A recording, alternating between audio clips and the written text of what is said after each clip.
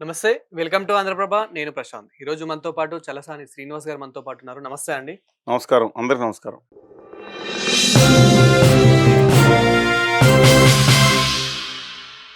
So, junior NTR గారు సినిమాల్లోనే గాదు, ఇక రాజకీయాల్లోకి అడుగుబెట్టబోతున్నాడు అని చెప్పేసి సోషల్ మీడియాలో ఇప్పుడు వస్తున్న వార్తలు. ఇది ఎంతవరకు నిజం? అడుగుబెడితే ఏ విధంగా ఉండబోతుంది? ఆయన నాకు పరిచయం లేదండి. హ్మ్. ఆయనకింకా కెరీర్ చాలా ఉంది. కానీ ఆ కెరీర్‌ని ఆయన అమరశిల్పి జక్కన్న చేతిలోనో, ఇంకో చేతిలో పెట్టేసి మంచి సినిమాలు ఇచ్చుండొచ్చు ఒకసారి.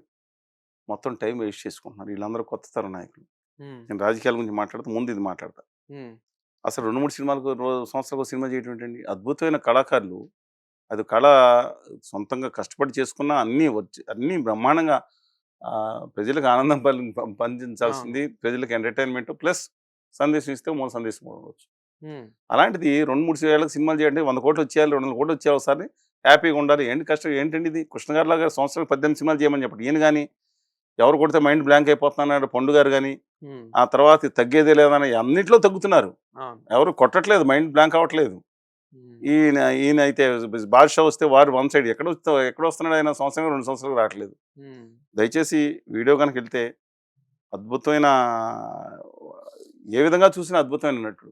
అవును. అందుకని 4 సినిమాలొస్తాయి. సంవత్సరానికి 5 సినిమాలు, 7 సినిమాలొస్తాయి. 1, 2 పోతే మాత్రం ఏమవుతుందండి బడ్జెట్ అదుపులో పెట్టుకుంటే? హ్మ్. 10 మంది సినిమా పరిశ్రమ బతుకుతుంది. అలాగే అందుకని నా అభిప్రాయం ఒకటి.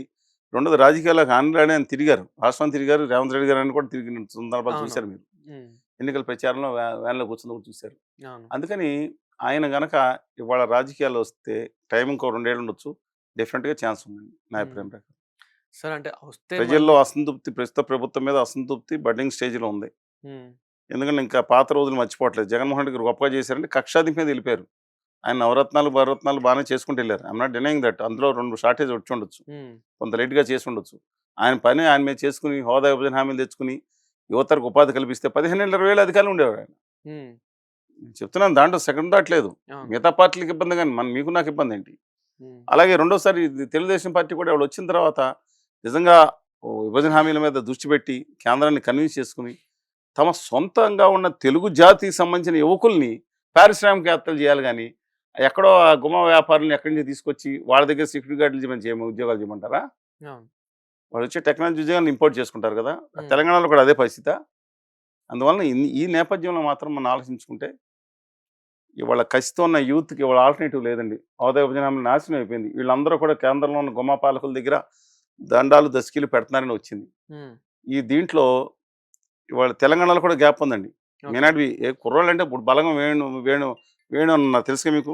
ఒక నటుడు బలగం సినిమా తీశాడు. లేకపోతే అవును. ఎవరో ఒకళ్ళు కసితో ఉన్నాడు. అవును.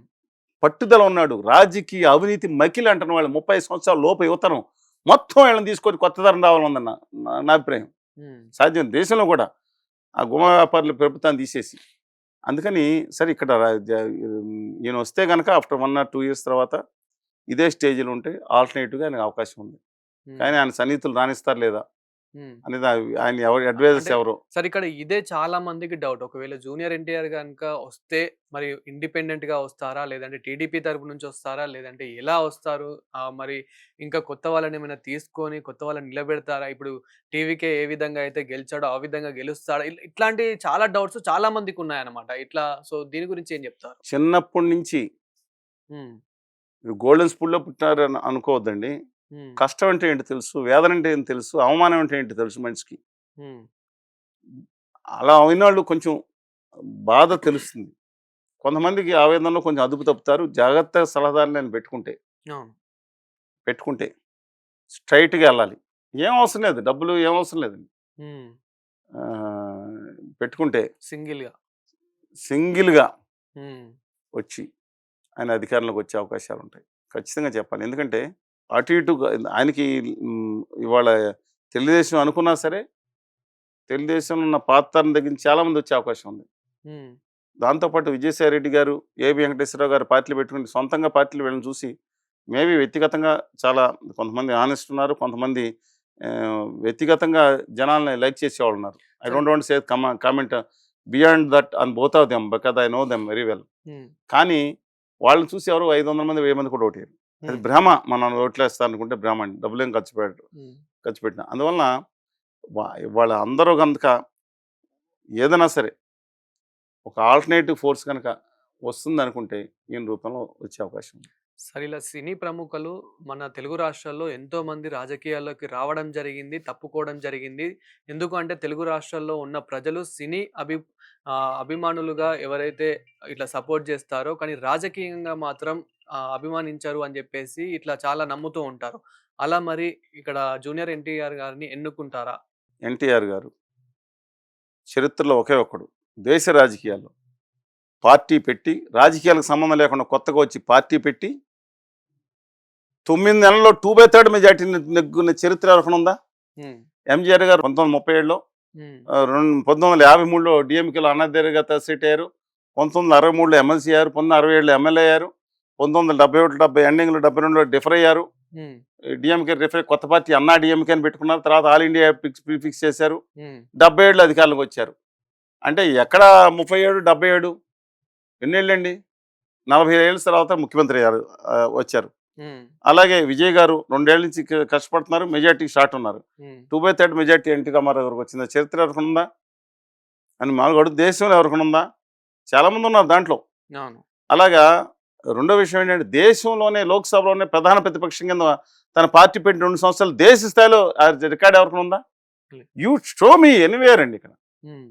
ప్రపంచ స్థాయిలో కూడా ఒక సినిమా నటుడు ఏదో రేగన్ గారు అయ్యారంటే సినిమా నటుడు ఈ మిగతా వాడు ఆయన కూడా చాలా కాలం వచ్చి దేశంలోనే ఒక రాష్ట్రం అవును. అండి మనది పెద్ద ప్రజాస్వామ్యం మా 100 కోట్ల 100 కోట్ల పాపులేషన్ ఉన్న దేశంలో ఎలాగ సాధ్యం అవుతుందని కూడా ఆయన అయ్యారు.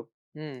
అలాగే 3 ప్రాంతాలు కోస్తా, తెలంగాణ, రాయలసీమ 3 చోట్ల అనేక సార్లు పోటీ చేసి విజయం సాధించారు. అవును. ఒక్క కల్వకుర్తిలో హిందూపురం నెగ్గారు. కల్వకుర్తిలో మాత్రం ఆయన క్యాంపెయిన్‌కి వెళ్ళకపోవచ్చు, అతిశయం అవ్వచ్చు, ఏదైనా కావచ్చు. లేదంటే అక్కడ కుట్రలు కావచ్చు. ఓడిపోయిన మళ్ళీ తిరిగి 5/6 మెజారిటీతో 254 కోట్లతో కాంగ్రెస్ పార్టీకి ప్రధాన ప్రతిపక్ష హోదా లేకుండా 94 అధికారంలోకి వచ్చారు. అవును. అంటే 83 నుంచి 89 వరకు అధికారంలో ఉన్నారు. 89 నుంచి దేశంలో అధికారంలో ఉన్న నేషనల్ ఫ్రంట్‌కి చైర్మన్‌గా ఉన్నారు. హ్మ్. ఇట్స్ నాట్ ఎ జోక్ అండి. అందువలన అది వేరు. ఇవాళ వీళ్ళదే రాజకీయాల్లో నేను అనుకున్నా డెఫినిట్‌గా హ్మ్. ఆయన వ్యవహార శైలి బట్టి, ఆయన వ్యవహార శైలి జనంతో ఈ సినిమా వాళ్ళంటే చాలా ఎక్కువ మంది ఆహ్, రానివ్వరండి దగ్గరికి. హ్మ్. అందరూ ఆర్ఎన్ మూర్తి గారిలాగా ఇంకొకళ్ళు విజయ్ గారు ఆయన కూడా జాగ్రత్త తీసుకుంటారు. లేకపోతే గీదేస్తారు చాలా భయంగా సినిమా వాళ్ళ గురించి అవును. వేరే అదొక సైకో ఫ్యాన్సీలు ఫ్యాన్స్ కొంతమంది ఉంటారు. తీసేస్తే డెఫినెట్‌గా ఒక చిత్తశుద్ధితో వస్తే ఆయన డబ్బులు అవసరం లేదు. అవినీతిని అరికట్టేసేద్దాం. హ్మ్. వాళ్ళు 2 రాష్ట్రాల్లో ఉంటే కనుక 2 రాష్ట్రాల్లో ఎవరన్నా సరే హ్మ్.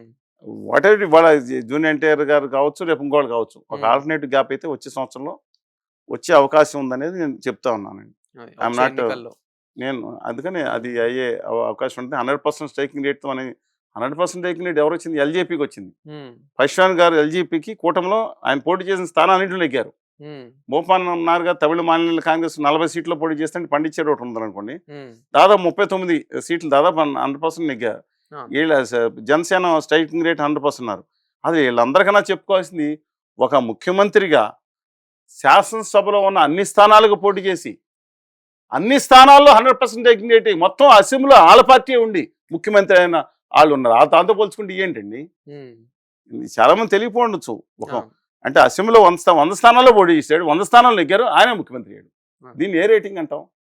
అందుకని రాష్ట్రంలో ఇండియాలో ఫస్ట్ టైమ్ చాలా ఉన్నాయి. హ్మ్. బట్ అది వేరు. అది రాకపోయినా ఎన్టీఆర్ గారికి బట్ మంచి ఈజ్ ఎ గ్రేట్ హ్మ్. లీడర్. ఇప్పుడు ఆయన ఆళ్ళ తాత ఆహ్, ఏదైతే ప్రజలే దేవుళ్ళు, సమాజమే దేవుళ్ళు అని అన్నారో ఆయన. అవును. ఆయనలో కూడా వ్యక్తిగత లోపాలు కొన్ని ఉండొచ్చు. కానీ ప్రజల కోసం ఎలా హ్మ్. తప్పించాడు ఆయన. ఆ విధంగా పాజిటివ్‌గా వెళ్తే టైం ఉందండి. ఇంకో 2 సంవత్సరాలు 4, 5 సినిమాలు తీసుకోమనండి శుభ్రంగా. హ్మ్. ఎందుకు దిక్కుమాలిన అడ్వైజులు వినొద్దని పాన్ ఇండియా. మామూలు సినిమాలు పాన్ ఇండియా అవ్వా? ఓకే. గిర్ర తిప్పారు. దూరందర తిప్పారు. అవును. అవ్వలేదా? పాన్ ఇండియా సినిమాలు అవ్వలేదా? అవును. దానికి చెక్కాలా జక్కన్న గారు? హ్మ్. చూద్దామండి. Thank you sir. ధన్యవాదాలు. ధన్యవాదాలు.